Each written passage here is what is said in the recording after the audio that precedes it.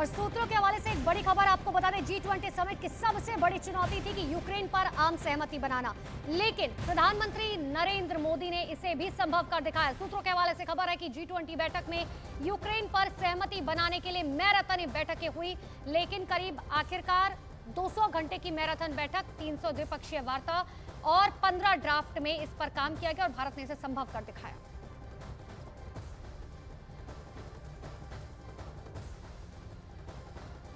राशि की school fees.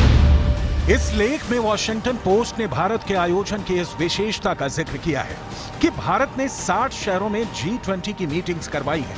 ये अपने आप में एक बहुत बड़ी बात इसलिए भी है क्योंकि भारत एक बहुत विविधता वाला देश है और G20 के माध्यम से पूरी दुनिया में भारत की संस्कृति का प्रचार और प्रसार भी हुआ है। वॉशिंगटन पोस्ट लिखता है कि भारत ने देश के सभी कोनों को छूते हुए 60 से ज्यादा शहरों में जलवायु और शिक्षा समेत तमाम मुद्दों पर 200 से ज्यादा G20 के कार्यक्रम करवाए हैं। इस बीच आयोजनों की वजह से भारत के इन शहरों के स्मारक और बुनियादी ढांचा भी चमकता हुआ नजर आ रहा है। ये आयोजन भारतीयों को भी ये अनुभूति करवा रहा है कि भारत के शहरों में कुछ बड़ा हो रहा है। भारत के शहरों को देश के राष्ट्रीय फूल और सत्तारूढ़ पार्टी के चुनाव चिन्ह कमल से सजाया गया है। वॉशिंगटन पोस्ट का एक और लेख पूरी दुनिया में काफी सुर्खियां बटोरता रहा। इस अखबार ने अपनी हेडलाइंस में लिखा, the G20 summit is a huge global branding exercise for Modi's India. यानी G20 समिट मोदी के भारत की बड़ी ग्लोबल ब्रांडिंग एक्सरसाइज है। वॉशिंगटन पोस्ट के इस लेख को लिखा है एडम टेलर ने। इस समाचार में वॉशिंगटन पोस्ट के पत्रकार एडम टेलर ने इंडिया का नाम भारत करने की चर्चाओं पर बड़ी चर्चा की है। इस चर्चा को उस वक्त भी बल मिला जब प्रधानमंत्री मोदी दुनिया के सामने G20 के सम्मेलन को संबोधित कर रहे थे। उस वक्त उनके डेस्क पर इंडिया की बजाय भारत लिखा हुआ था। ये भी चर्चा का बड़ा विषय बना हुआ है। इस पर वॉशिंगटन पोस्ट के पत्रकार एडम टेलर लिखते हैं, G20 से पहले भारत नाम का उपयोग करना प्रधानमंत्री मोदी के विजन को दिखाता है। बीजेपी के पदाधिकारियों समेत मोदी के समर्थकों का यह कहना है कि इंडिया नाम का संबंध देश के उपनिवेशिक यानी गुलामी के इतिहास से है। यानी मोदी सरकार जो भी करती है उस पर दुनिया की पैनी निगाहें होती है। जिस तरीके से कई आधिकारिक पत्रों पर प्राइम मिनिस्टर ऑफ इंडिया की जगह प्राइम मिनिस्टर ऑफ भारत लिखा गया और प्रेसिडेंट ऑफ इंडिया की जगह प्रेसिडेंट ऑफ भारत लिखा गया, उसने दुनिया को अपनी ओर आकर्षित किया।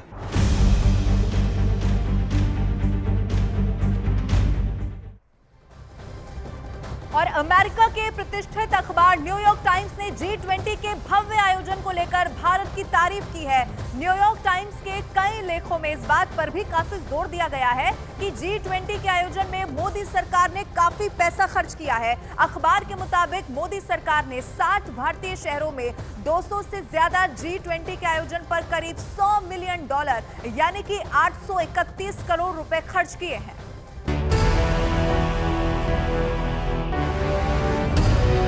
न्यूयॉर्क टाइम्स दुनिया का एक बड़ा अखबार है और इसमें G20 समिट का जिक्र करते हुए हेडलाइंस दी गई है। इसका मतलब है कि क्या भारत की वैश्विक महत्वाकांक्षाएं घरेलू स्तर पर गहरी होती खामियों से बच सकेंगी? यानी इस न्यूज आर्टिकल में प्रधानमंत्री मोदी और उनकी राजनीतिक स्थिति पर टिप्पणी की गई है। हाल ही में अमेरिका की एजेंसी प्यू रिसर्च के सर्वे में पाया गया है कि प्रधानमंत्री नरेंद्र मोदी के कामकाज से 80% भारतीय संतुष्ट हैं और उन पर भरोसा करते हैं। और चंद्रयान 3 की सफलता ने तो भारत की ब्रांडिंग और भी ज्यादा कर दी है। और अब G20 की मेजबानी ने भारत का कद दुनिया के सामने और भी बढ़ा दिया है और ये सारी बातें दुनिया के अलग अलग अखबारों में लिखी जा रही हैं। न्यूयॉर्क टाइम्स अखबार ने एक और लेख लिखा है जिसकी हेडलाइंस है, Making sure 1.4 billion people are very aware India is hosting the G20। इसका मतलब है कि ये सुनिश्चित किया जा रहा है कि भारत के 140 करोड़ लोगों को ये पता चले कि भारत G20 की अगुवाई कर रहा है। न्यूयॉर्क टाइम्स ने G20 शिखर सम्मेलन को चुनाव से जोड़ते हुए लिखा है कि G20 का आगमन ऐसे समय में हुआ है जब भारत खुद को एक उभरती हुई भू राजनीतिक और आर्थिक शक्ति के रूप में पेश कर रहा है।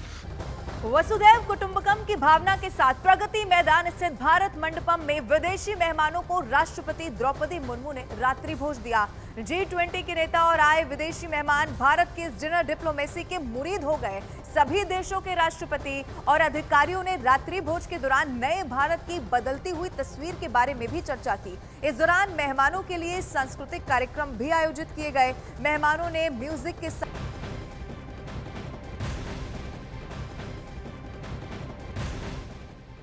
एक बड़ी खबर आपको बता दें, भारत ने 2024 के G20 समिट की अध्यक्षता ब्राजील को सौंप दी है।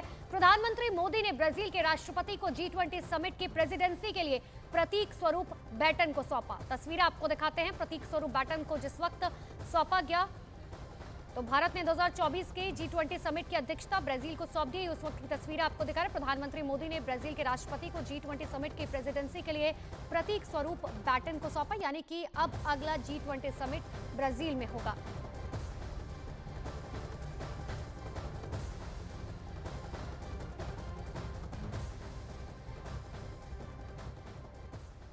राशि की स्कूल लेकर कन्याकुमारी तक के व्यंजनों का आनंद लिया और अलग अलग तस्वीरें इस वक्त आपके टीवी स्क्रीन पर हम आपको दिखा रहे हैं। ये वो देश हैं जिनके प्रतिनिधि इस वक्त भारत में मौजूद हैं और जब कल रात में डिनर दिया गया देश की राष्ट्रपति द्रौपदी मुर्मू की तरफ से, ये तमाम देश जो वहां पर पहुंचे और डिनर डिप्लोमेसी के मुरीद हो गए। इसमें America, Britain, Nigeria, the Netherlands, ये तमाम देश जो कल रात रात्रि भोज में शामिल हुए।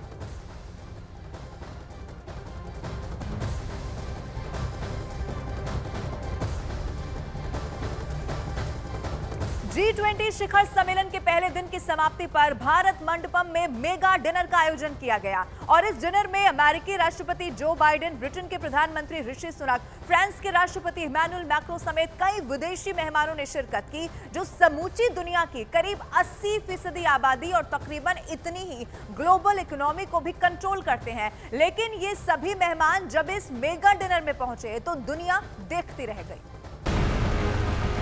इंडिया का प्राइड, मेरा प्राइड, वीकेसी प्राइड, कड़ी मेहनत का जश्न मनाइए।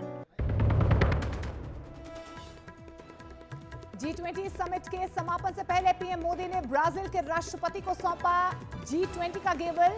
1 दिसंबर को ब्राजील बनेगा G20 का नया अध्यक्ष। और मेरे मित्र लुला डी सिल्वा को हार्दिक शुभकामनाएं देता हूं और मैं उनको प्रेसिडेंसी का गेवल सौंपता हूं।